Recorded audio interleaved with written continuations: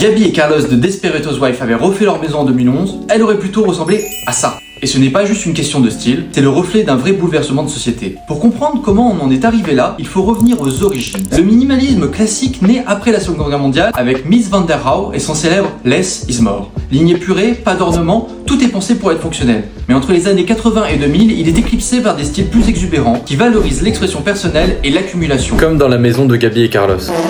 La crise de 2008 change la donne. Face à la précarité, nos intérieurs se vident, on consomme moins, on se recentre sur l'essentiel. Le minimalisme renaît alors sous une forme plus chaleureuse et humaine, c'est le néo-minimalisme. Il introduit des matériaux naturels et durables comme le bois clair ou la pierre qui apportent texture et chaleur. Sa palette, toujours sobre, s'enrichit de touches de couleurs subtiles. Les formes s'adoucissent, les lignes deviennent plus organiques et l'ergonomie devient centrale.